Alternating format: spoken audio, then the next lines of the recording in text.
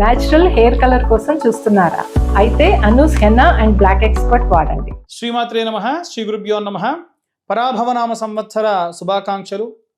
ఉగాది సంబంధించి ఉగాదిని పురస్కరించుకొని పంచాంగ శ్రవణంగా మనం భావించి ద్వాదశ రాశుల వారికి కూడా ఎలా ఉండబోతుంది అనేటువంటి విషయాన్ని తెలుసుకుందాం. ముఖ్యంగా ఉగాది అంటే యుగమునకు ఆది. అయితే ఈ ఉగాదికి మొత్తం 60 సంవత్సరాలు ఉంటాయి. ఈ 60 సంవత్సరాలకు పేర్లు ఎలా వచ్చాయనుకుంటారు? చాలా తక్కువ మొత్తంలో అసలు ఈ పేర్లు, ఈ 60 సంవత్సరాల పేర్లు ఎలా వచ్చిందో చెప్దాము. నారద మహామునీశ్వరులకు విష్ణుమూర్తి దగ్గరికి వెళ్ళినప్పుడు ఆయన దగ్గరికి వెళ్ళి అన్నారనమాట, ఈ వివాహం ఏంటండి, పెళ్ళి ఏంటి, వ్యవస్థ ఏంటి, ఈ యొక్క మానసికమైన ఒత్తిడి ఏమిటి, ఎందుకు అవసరమా అంటే, సరే నారద అవన్నీ తర్వాత కానీ నాకు ఒకసారి భూలోకానికి వెళ్దామని తీసుకొని వెళ్ళారంట నారదుల వారిని. భూలోకానికి వెళ్ళిపోతే భూలోకానికి వెళ్ళిన తర్వాత నాకు దాహం వేస్తుంది అంటే నారదుల వారిని పిలిచి నాకు దాహం వేస్తుంది నీళ్లు తెమ్మంటే ఒక సరస్సులోకి వెళ్తే నారదుల వారు పొంగిపోయారు. ఆహా ఎంత బాగుంది సరస్సు అని ఆ నీళ్ళలోకి మునిగిపోయారనమాట స్నానం చేద్దామని. మునిగి లేచేసరికి స్త్రీ రూపాన్ని దాల్చి ఆహా నా శరీరం ఎంత బాగుందని నారదుడు అన్న విషయాన్ని మర్చిపోయి అక్కడ ఉన్న ఉద్యానవనంలో సంచరిస్తుంటే ఒక రాజు చూసి మోహించి ఈ నారదుడు స్త్రీ రూపంలో ఉన్న నారదుడిని పెళ్లి చేసుకున్నాడట. అలా పెళ్లి చేసుకుంటే వాళ్ళిద్దరు కలిపి 60 మంది సంతానం కలిగింది. ఆ 60 మంది సంతానము రాజుతో కలిసి యుద్ధం వచ్చినప్పుడు పోయి యుద్ధం చేసి రాజు చనిపోయాడు, ఆ 60 మంది సంతానం కూడా చనిపోయారు. అప్పుడు నారదులు ఆ చితాభస్మం మీద పడి ఏడుస్తుంటే అప్పుడు విష్ణుమూర్తి వచ్చి చెప్పాడు, ఏటి నారదా ఇక్కడున్నావు, తెలిసిందా ఇప్పటికన్నా వైవాహిక జీవితం అంటే ఏమిటి, మానసిక ఒత్తిడి అంటే ఏమిటి అని అప్పుడు రియలైజ్ అయ్యారు. ఆహా ఇదంతా విష్ణుమాయ అనుకున్నారు. కానీ మానస పుత్రులుగా జన్మించారు కదా, ఆ 60 మంది కూడా ఈ 60 సంవత్సరాల పేర్లు విభవ, ప్రభవ, ఈ ప్లవనామ సంవత్సరము, విరోధినామ సంవత్సరం, ఈ పేర్లన్నీ కూడా నారదుల సంతానం. కాబట్టి బ్రహ్మదేవుడిని అడిగి వరం పొంది ఈ తెలుగు సంవత్సరాలు, ఈ యొక్క హైందవ ధర్మంలో ఉన్న సంవత్సరం పేర్లన్నీ కూడా నా పుత్రుల పేర్లు పెట్టు అని చెప్పి పెట్టించారు. అలా ఆ సంవత్సరాల పేర్లు వచ్చి అందుకే యుగమునకు ఆది, యుగానికంటే యుగాలు పుట్టించకంటే ముందే ఈ ఉగాది అనేటువంటిది ప్రారంభమయ్యింది. అలాంటి ఉగాదిలో ఈ సంవత్సరం పరాభవనామ సంవత్సరంలో గురువు రాజుగా వ్యవహరిస్తూ ఉన్నాడు, కేతువు మంత్రిగా వ్యవహరిస్తూ ఉన్నారు. గురువు రాజుగా ఉన్నందుకు మనమంతా కూడా మానవాళికి ఎన్నో గుణపాఠాలు వస్తాయి. రాజ్యాలు రాజులు కొట్టుకున్నప్పటికీ మనకు ప్రత్యేకమైన గుణపాఠం, ఎందుకంటే గురువు ఎప్పుడు కూడా శిక్షించి మరీ మనకు గుణపాఠాన్ని ఇస్తాడు. కాబట్టి అన్ని రాష్ట్రాల వారికి అన్ని గుణపాఠాలు ఈ సంవత్సరం అవుతాయి. కేతువు మంత్రిగా ఉన్న కారణం చేత వాతావరణంలో మార్పులు, మంచి ఎండాకాలం విపరీతమైన వర్షాలు పడవచ్చు, మంచి వర్షాకాలం విపరీతమైన ఎండలో ఉండొచ్చు. అలాగే బంగాళాఖాతానికి దగ్గరగా ఉన్నటువంటి తీరంలో ఉన్నటువంటి వారు చాలా జాగ్రత్తగా ఉండాలి. ఆ తీరంలో ఉన్న కెరటాల వల్ల అధికమైనటువంటి జన సంచారానికి ఇబ్బంది కలిగే అవకాశం ఉంది. వాయు రూపంలో వచ్చేటువంటి, అంటే మనం కరోనా సమయంలో ఏదైతే గాలిలో తిరిగి వచ్చినటువంటి రోగములు వచ్చాయో ఈ సంవత్సరం కూడా అలాంటివి వచ్చే అవకాశం ఉంది.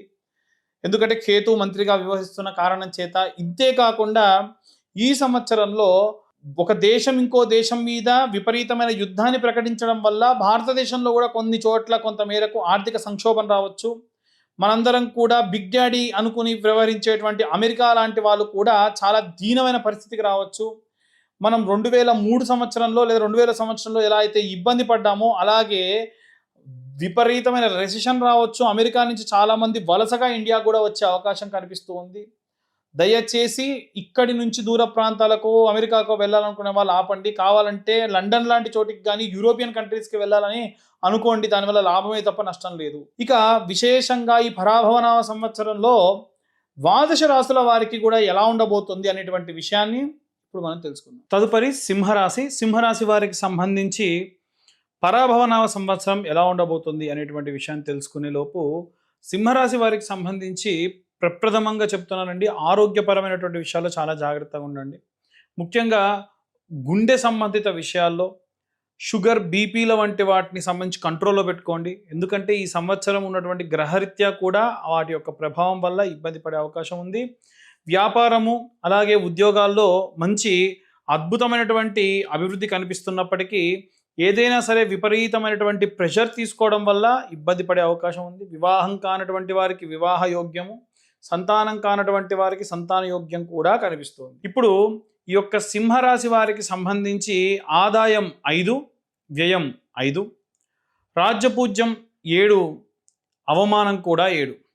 ఈ సంవత్సరం వీరు ఎవరి నుంచైతే ఎక్కువ మర్యాద పొందాలని ఎదురు చూస్తూ ఉంటారో వారి నుండే కాస్త అవమానం కూడా పొందుతారు. అలాగే పరిస్థితుల ప్రభావం వల్ల వీరిలా మాట్లాడుతున్నారు అనేటువంటి ఒక నిర్ణయానికి కూడా వస్తారు. అలాగే వీరి ఆదాయం ఎక్స్పెక్ట్ చేసిన దానికంటే కూడా శ్రేష్టంగా ఉంటుంది. తొందరగా కూడా వీరు ఎక్స్పెక్ట్ చేసిన దానికంటే వస్తుంది. విలాసాలకు ఎక్కువ డబ్బులు వ్యయం చేసేటువంటి అవకాశం ఉంది. అలాగే అధికంగా వీరు ఏదైనా సరే మర్యాద కోరుకుంటున్నారో అక్కడి నుండే కాస్త ఏదైనా సరే ఎదురుగా మాటలు కూడా వీరు పొందేటువంటి అవకాశం కనిపిస్తుంది. ఆర్థికంగా కొన్ని అవకతవకలు ఉండొచ్చు, చాలా జాగ్రత్తగా వ్యవహరించాలి. అలాగే వీరెవరైతే శత్రువులు అనుకుంటున్నారో వారి వల్ల కూడా కొన్ని రకాలైనటువంటి విఘ్నములు వీరు ఎదుర్కొనేటువంటి అవకాశం కనిపిస్తూ ఉంది. ఓవరాల్గా చూసుకుంటే సింహరాశి వారికి సంబంధించి ఈ సంవత్సరంలో ఆదాయ వ్యయాలకు సంబంధించిన విషయంలో వీరు ఊహించినటువంటి పరిణామాలు ఎక్కువగా జరిగేటువంటి అవకాశం కనిపిస్తూ ఉంది. అలాగే వ్యాపార సంబంధితమైనటువంటి విషయాల్లో నిక్కచ్చిగా ఉంటారు కాబట్టి లాభం కనిపిస్తుంది ఎక్కువగా. అలాగే ఉద్యోగపరమైనటువంటి విషయాల్లో కూడా అధికారుల నుండి ఒత్తిడి అధికంగా ఉన్నప్పటికీ వాటన్నిటినీ కూడా అధిరోహించి అనుకూలమైనటువంటి పరిస్థితులని మార్చుకునేటువంటి అవకాశం ఉంది.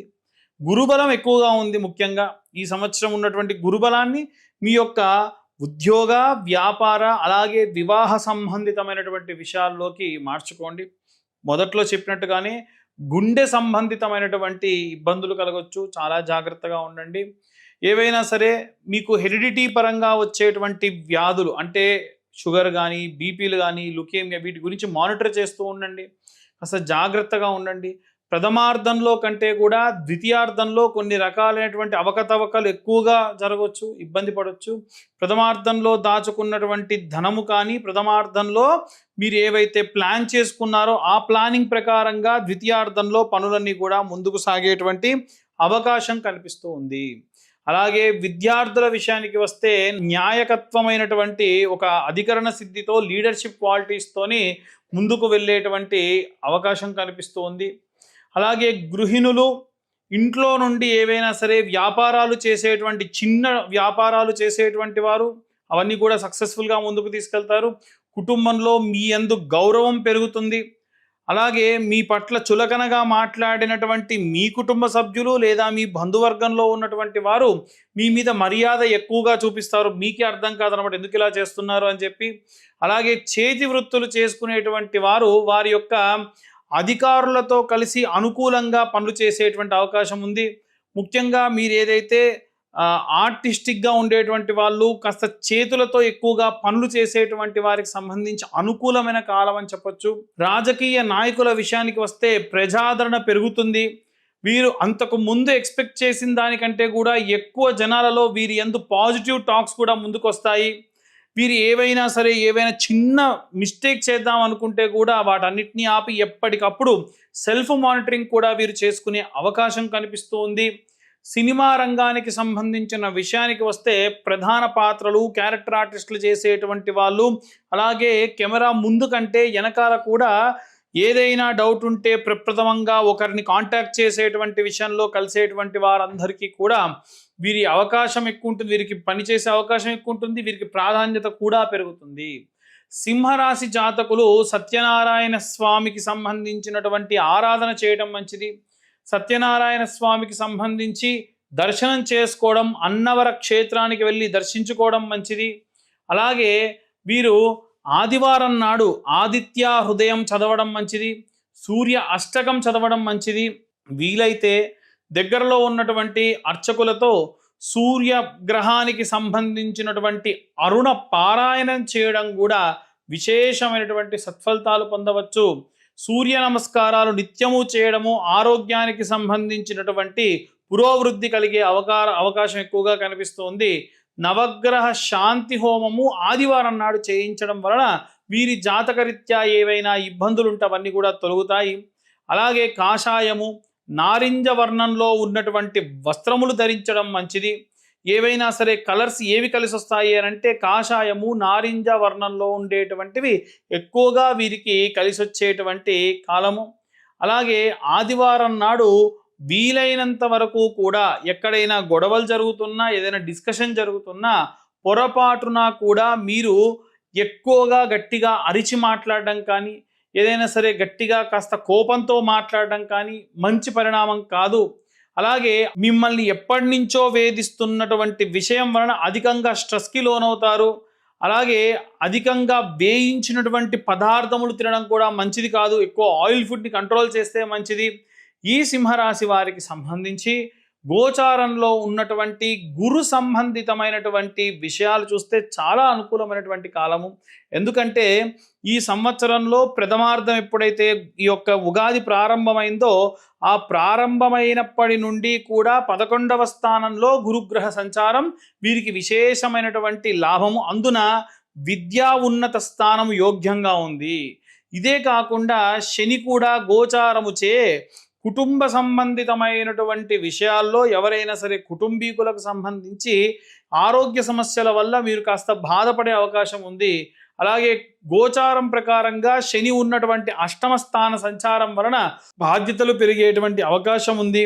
రాహుగ్రహ సంచారం వలన విదేశాల్లో ఉండేటువంటి వారితో ఏదైనా సంబంధాలు కలిసేటువంటి అవకాశం ఉంది. విదేశాలకు కూడా సంచారం చేసేటువంటి అవకాశం ఉంది.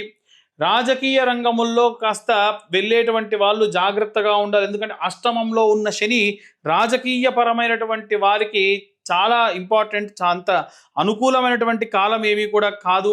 కాబట్టి చూసుకుంటే ఈ యొక్క సింహరాశి వారికి ఈ సంవత్సరం చాలా అనుకూలమైనటువంటి పరిస్థితులు ఉన్నప్పటికీ ముఖ్యమైనటువంటి విషయాల్లో మాత్రం చాలా జాగ్రత్త వహించడం కూడా మంచిది.